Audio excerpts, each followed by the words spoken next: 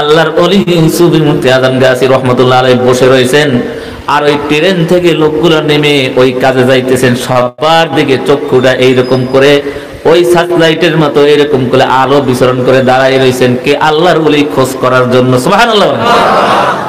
মুয়াজ্জিন সাহেব কিবলা যখন ওই ট্রেন থেকে নেমে যখন যাচ্ছিলেন, এই মিয়া দাঁড়াও, দাঁড়িয়ে গেলেন। তুমি কি কাজ করো? হুজুর আমি তো রাজমিস্ত্রির কাজ করি। কোত্থেকে আসছো? হুজুর মেদিনীপুর চাকদা থেকে আসছি, মেসুদা থেকে আসছি। বলে শোনো, তোমাকে একটা দায়িত্ব দিতে চাই, পালন করবে কিনা? বলে হুজুর বলেন। বলে দেখো, আমার একটা মসজিদ আছে, মসজিদে তুমি আজান দেবে, 5 ওয়াক্ত নামাজে আজান, কিন্তু বেতন পাবে মাত্র 3 টাকা। তুমি রাজি আছো কিনা? আল্লাহর ওলিরা ওলি চিনে, আল্লাহর ওলির কথায় আল্লাহর ওলিরা কি হয়ে যায়? মুক্ত হয়ে যায়, কি ঠিক না? আল্লাহর ওলিদের কথায় কিন্তু আল্লাহর ওলিরা কি হয়ে যায়? মুক্ত হয়ে যায়, না শব্দ বলতে পারে না। এইটাই হলো উনি যে আল্লাহর ওলি, তার ভিতরে এই আদবটা আল্লাহ দিয়ে দেয়। সুবহানাল্লাহ, আদবটা আল্লাহ দিয়ে দেয়। অর্থাৎ আল্লাহর ওলিরা যখন কাউকে কোনো হুকুম করবে, ওই ব্যক্তি যদি সত্যিকার আল্লাহকে ভালোবাসে, আল্লাহ রাসূলকে ভালোবাসে, ওলিকে ভালোবাসে, সে কখনো ওই কথার উপরে না বলার সুযোগ তার থাকবে না। সুবহানাল্লাহ। সে কি করবে না? না বলবে না।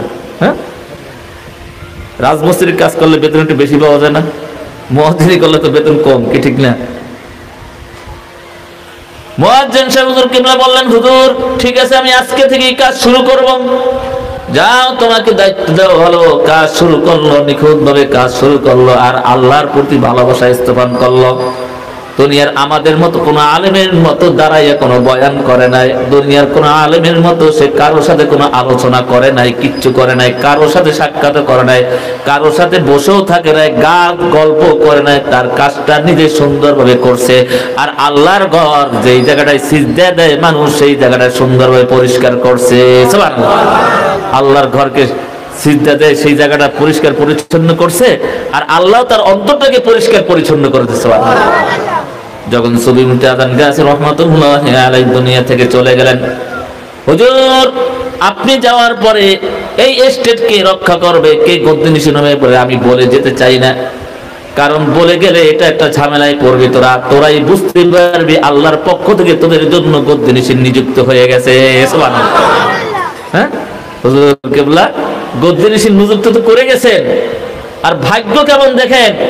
হ্যাঁ, মাওলানা ইসরারি আর মুয়াজ্জিন সাহেব হুজুর কিবলা রাত্রে হুজুর কিবলা বলেন যে আজকে রাত্রে তোরা এই আমার পাশের কামরায় ঘুমাবি, দুজন।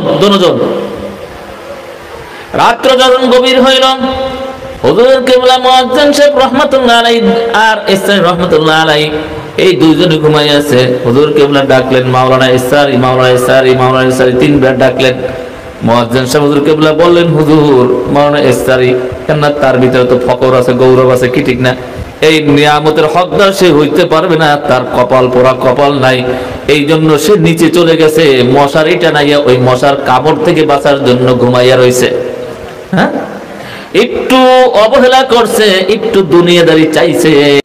আল্লাহ রাব্বুল আলামিন বলেন, না, তোর দ্বারা এই স্টেট রক্ষা হবে না, তুই তো দুনিয়াদার, কি ঠিক না? তুই তো দুনিয়াদার, তুই দুনিয়ার জন্য আরাম করে ওই ঘুমাইতে গেছো। আর ওই মুয়াজ্জিন সাহেব রাহমাতুল্লাহ আলাইহি হুজুর কিবলার হুকুম মেনে ওখানে ঘুমাইয়েছেন, মশায় কামড়াইছে, তারপর নড়াচড়া করেন নাই, ওখান থেকে যান নাই। বাবা একটু কষ্ট করতে হয়, আদব দেখাইতে হয়, কি ঠিক না? আমাদের দরবারটা এমন একটা দরবার, এই এলাকার ভিতরে, এর ভিতরে আপনাদের ভিতরে একজন গদ্দিনিশিন হইতে পারে, কি ঠিক না? পারে না? হ্যাঁ, পারে না কি বলেন? আপনাদের যে এলাকার আমাদের বর্তমান গদ্দিনিশিন হুজুর কিবলা দামাত বারকাতুহুল আলিয়া, বলেন তো একটু, আপনারা জীবনে কল্পনা করছেন নাকি যে উনি গদ্দিনিশিন হবে? কল্পনা করছেন? করেন নাই, কি ঠিক না? কিন্তু ওনাকে গদ্দিনিশিন বানাইছেন আল্লাহ। হ্যাঁ, কেন বানাইছেন? ওনার ভিতরে আদব ছিল। সুবহানাল্লাহ। ওনার ভিতরে কি ছিল? আদব ছিল। ওনার ঘটনা এরকম যে হুজুর কিবলা একদিন রাত্রে ওনাকে মার্কেট স্ট্রিট থেকে ফোন করে বললেন যে মাস্টার সাহেব একটু আসতে পারেন, কিন্তু তখন ওনার 104 ডিগ্রি জ্বর ছিল। হ্যাঁ, ওনার এত অসুস্থ ছিল, ওই রাত্রে উনি গাড়ি করে সেখানে হুজুর কিবলার সামনে উপস্থিত হয়ে গেছেন।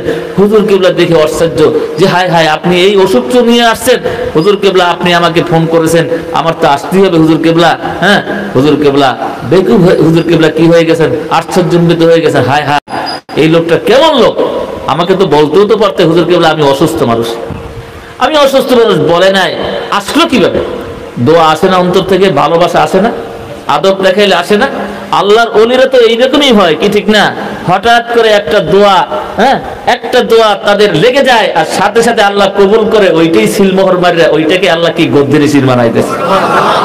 তামান্না দরদিল কি তু কর খিদমত ফকিরো কি नहीं मिलता है ये गौहर बदशा की खजानी में।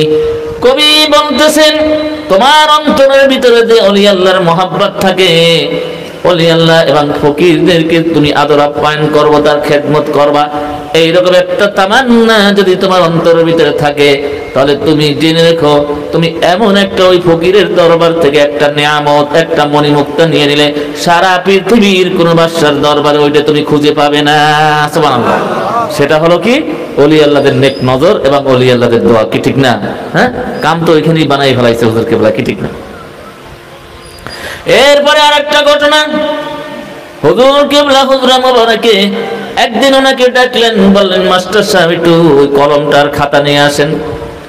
হুজুর কেবলা ডেকে, এখন তো আমরা হুজুর কেবলার ওই হুজরা মোবারকে ঢুকি, আগে তো ঢুকতে পারতাম না, কি ঠিক না? ভিতরেও যাইতে সাহস পাইতাম না, কি ঠিক না? হুজুর কেবলা ওনাকে ডাক দিয়ে ওই ভিতরে ঢুকে গেলেন, হুজরা মোবারকের ভিতরে ঢুকে গেলেন। এরপরে হুজুর কেবলা আর বাহির হন না, এইরকম সারা রাত্র কেটে গেছে, নামাজের আযান দিছে, হুজুর কেবলা বের হয়ে দেখেন খাতা আর কলম নিয়ে দাঁড়ায় রয়েছেন। মাস্টার সাহেব আপনি এতক্ষণ দাঁড়ায় রয়েছেন, হুজুর আপনি আমাকে ডাকছেন এই জন্য, আবার যদি ডাকেন এই জন্য, আর আমি ঘুমাই নাই। সুবহানাল্লাহ। দোয়া কি এমনি আসে নাকি? না, এই আদব ওনার ভিতরে ছিল। আর এই আদবটা যখন আপনি আমি দেখাইতে পারবো, আপনি আমিও গদ্দিনশীল না হই আল্লাহর ওলি হয়ে যাবো। সুবহানাল্লাহ। কি ওলি হইতে চাই না সবাই? বলেন। হ্যাঁ, বলে ওলি আল্লাহ হয়ে আবার কোন বেজালে বাজি, হ্যাঁ তাকওয়া পরহেজগারি করতে হবে, 5 ওয়াক্ত নামাজ ঠিকমতো আদায় করতে হবে, কি ঠিক না? এগুলো কি ভালো না খারাপ ভাই? এগুলো হলো দুনিয়ার একটা পুঁজি। এগুলো হলো কি? ইবাদত বন্দেগী হলো দুনিয়ার একটা পুঁজি। এই পুঁজি যদি না থাকে আপনার, আপনি দুনিয়াতেও ক্ষতিগ্রস্ত, আখিরাতেও ক্ষতিগ্রস্ত। কি পুঁজির দরকার আছে না আমাদের? দুনিয়া দেখেন, আমরা এই যে আমরা যখন যুবক বয়সে ছিলাম কত কাজ করছি, কি ঠিক না? কিসের জন্য? যে কিছু পুঁজি সংগ্রহ করি, কি ঠিক না? বুড়ো হলে যেন কষ্ট না হয়, কি ঠিক না? এরকম আছি না আমরা? হ্যাঁ, দিন রাত 24 ঘন্টা খাটাখাটনি, এই মাথা থেকে ওই মাথা দৌড়াদৌড়ি করছি, কিসের জন্য? পুঁজির জন্য, দুনিয়ার পুঁজির জন্য। দুনিয়ার পুঁজি অর্জিত হয়েছে, ঠিক না? এখন দেখবেন মানুষ সম্মান সম্মান ইজ্জত ইজ্জত করতেছে, কি ঠিক না? ধন সম্পদ না থাকলে কি কেউ ইজ্জত করে? হ্যাঁ, কিন্তু প্যারে হাজিরিন, দুনিয়ারও সম্পদ দরকার, আখিরাতের সম্পদ দরকার, কি ঠিক না? দুনিয়ায় যেমন আপনার টাকা পয়সা থাকলে আপনাকে ইজ্জত করে, সম্মান করে, কি ঠিক না?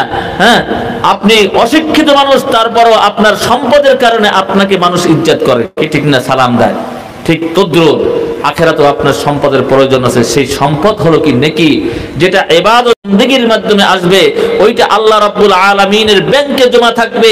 আর কিয়ামতের মাঠে কবর হইতে আরম্ভ করে ওই পুঁজির কারণে আপনি যত পুঁজি নিয়ে যাবেন, আপনার যত বেশি পুঁজি থাকবে, নেক সম্পদ থাকবে, নেক আমল থাকবে, ওই কবর থেকে শুরু করে কিয়ামত পর্যন্ত ওই ফেরেশতারা ওই পুঁজি দেখে দেখে আপনাকে সম্মান ইজ্জত করতেই থাকবে। সুবহানাল্লাহ। হ্যাঁ, এই জন্য আমি অনেক সময় বলি যে ধনী হলো দুই প্রকার, একটা হলো দুনিয়ার ধনী আর একটা হলো আখিরাতের ধনী, কি ঠিক না? দুনিয়ার কিছু ধনী আছে না, যাদের পিছনে পিছনে মানুষ ঘোরে, কি ঠিক না? ওই রাস্তাঘাটে যায়, ওই দোকানে বয়, দেখবেন ধনী ব্যক্তি দেখলে সবাই কিন্তু তার পিছনে যে ওখানে গোল দিয়ে বসে, কি ঠিক না? হ্যাঁ, হয়তো ওই ব্যক্তি 1 কাপ চা খাওয়াইবে আমাদেরকে, কি এরকম আশা করে না? কিন্তু ওই দুনিয়া যতদিন হায়াতের জিন্দেগি থাকে ততদিন ওই চায়ের লোভে ওনার পিছনে পিছনে ঘুরে। উনি মরে গেলে আর ওনার কোনো মূল্যায়ন থাকে না, দাম থাকে না। ওনার কবরের পাশে যাইয়াও একটা সালামও কেউ দেওয়া না, কারণ এমন দুনিয়ার কোনো স্বার্থ আর তার কাছ থেকে পাওয়া যাবে না, কি ঠিক না? যাবে না।